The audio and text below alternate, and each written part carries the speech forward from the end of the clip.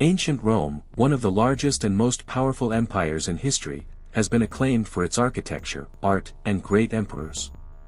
But did you know that everyday life in Rome was much harsher and more surprising than we imagine?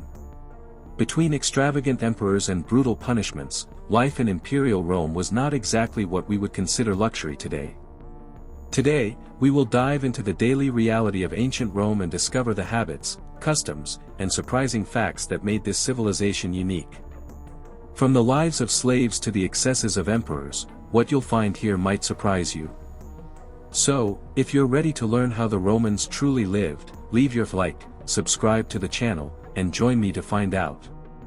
Ancient Rome was not only built with the work of its free citizens but also, and crucially, with the labor of slaves. These human beings, captured in wars, born in captivity, or bought in markets, formed a fundamental part of Roman society.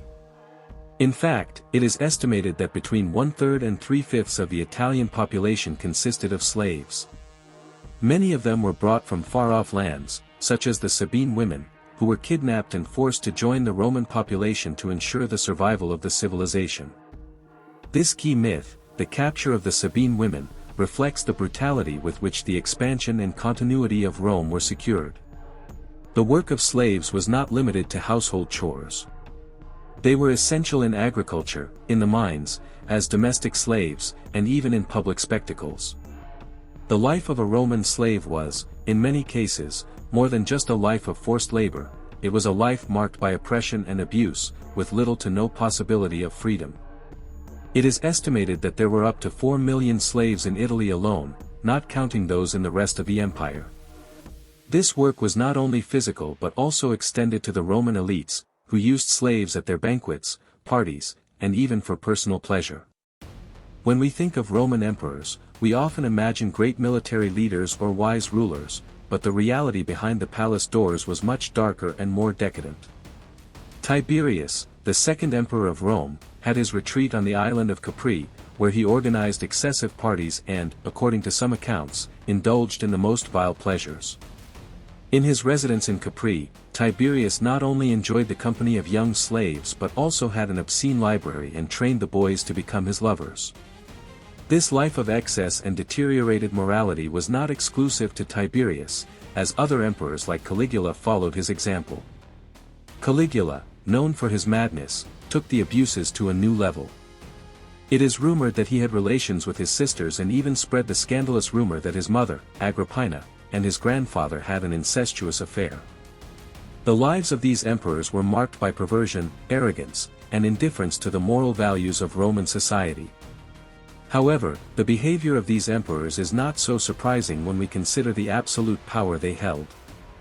With total control over the empire, many of these emperors lived in ways that common Romans could never have imagined, leading lives of luxury and debauchery while Rome continued to expand around them. Roman justice was not characterized by mercy. In fact, punishments were brutal, and some of them even today seem completely inhumane. One of the most famous and feared punishments in ancient Rome was crucifixion, a painful and humiliating method of execution reserved for the most serious criminals. However, there were many other equally terrifying punishments. For example, if someone committed a particularly serious crime, such as killing their own father, the punishment could be even more atrocious. In these cases, the offender was sewn into a sack along with a rooster, a dog, a monkey, and a snake, and then thrown into the Tiber River to drown. This type of punishment not only aimed to make the criminal pay but also served as a public warning. Another especially cruel punishment was the fate of the Vestal Virgins, women who served as priestesses in the Temple of Vesta. If they broke their vow of purity, their punishment was so severe that they were buried alive. The punishment was not only physical but also a public act of humiliation and, in many cases, a clear example of the excessive severity with which punishments were administered in Rome. The Romans used these punishments not only to punish the guilty, but also to instill fear in the population.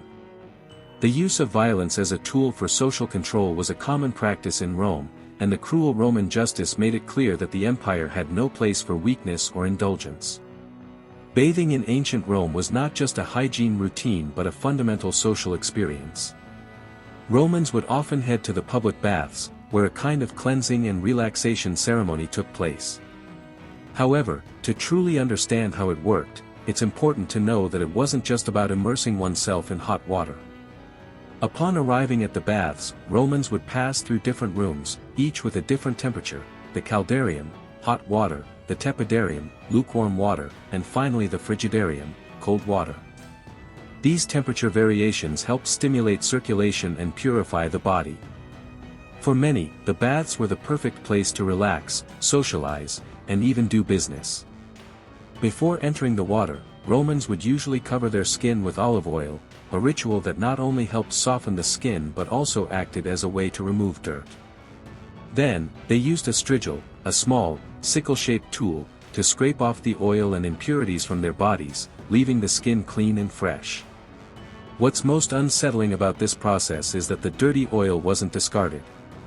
Instead, it was recycled. Slaves were tasked with cleaning the oil and reusing it for the next guest. Moreover, this used oil was also used for women's hair, which shows us that hygiene in Rome had a mixture of luxury and practices that were somewhat less hygienic by modern standards. The Roman food culture was as peculiar as their social life. Romans had a taste for the exotic and the eccentric, and their banquets were not only an opportunity to enjoy food but also to display power and social status. One of the most famous gastronomers of ancient Rome, Athenaeus, documented recipes and eating customs that give us a clear idea of how Romans ate. In the Roman Empire, the most sophisticated meals often included dishes made with exotic meats. For example, one of the favorite delicacies was sterilized sow's uterus, prepared with ingredients like pepper, honey, and broth. This type of recipe reflects not only their love for the peculiar but also their search for rare and expensive ingredients. Another common dish was stuffed pig's belly, a dish that included mashed pork, blood sausage, and other raw ingredients. Although today these recipes may seem strange or even repulsive, for the Romans they were the foundation of their grand banquets, held while reclining on couches surrounded by luxury. In addition to banquets, there were also lighter dishes, such as roasted stuffed argan casserole, which might have been a more accessible option for those with less purchasing power but still wanting to enjoy Roman cuisine. But the most curious part is that in a society so obsessed with luxury and excess, ammonia, an ingredient we today consider a cleaning product, was used by the Romans to clean tough stains from their togas. Instead of soap, Romans opted for urine, which they collected in pots placed around the city and used for such strange purposes. While the Romans were known for their incredible infrastructure and engineering advances, their hygiene standards were not exactly the most advanced. Although Rome had an impressive sewer system for its time, the reality is that waste management and cleaning were not always as hygienic as one would expect in a modern society. One of the strangest and most surprising uses of urine in Rome was for cleaning. Instead of using soap, Romans used the ammonia present in urine to clean their togas. In the cities, pots were placed at street corners where men could urinate, contributing to a kind of urban recycling. The urine was then collected and used to remove tough stains from clothing. The most incredible part is that Emperor Vespasian, in the 1st century, instituted a tax on urine. This tax collected money from the public urinals where people discarded their urine. Some scholars even suggest that this tax was so lucrative that it helped save the empire during financially difficult times. Apparently, urine was worth much more than we think. Additionally, the Roman sewer system not only served to dispose of waste but also to drain stagnant water from the streets. Although it seemed like an advanced system for its time, the reality was that dirt and excrement were present in the streets, and the Romans simply didn't seem too concerned about keeping their city completely clean.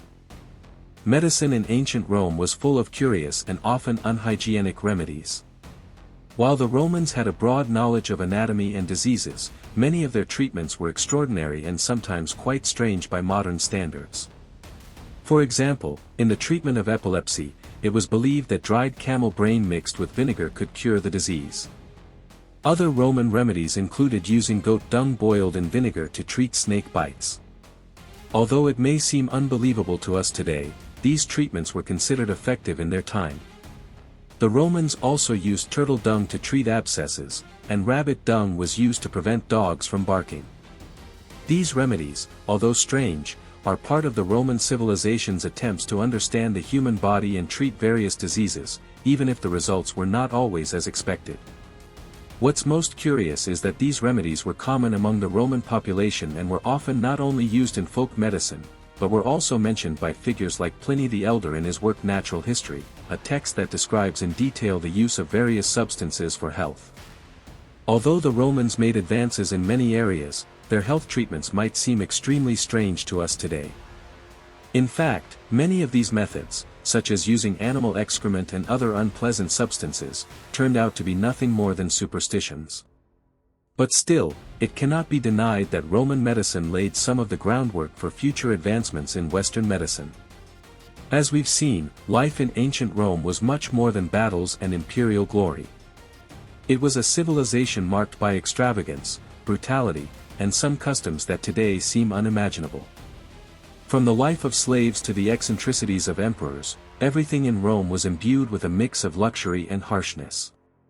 Ancient Rome leaves us with a clear lesson: civilizations can be great in many ways, but they can also be deeply complex and sometimes disturbing. What do you think about these Roman customs? Would you be surprised to live in that time? Let us know your thoughts in the comments, and if you were surprised by what you discovered today, don't forget to like and subscribe for more content about history. Thank you for joining us on this journey to the past.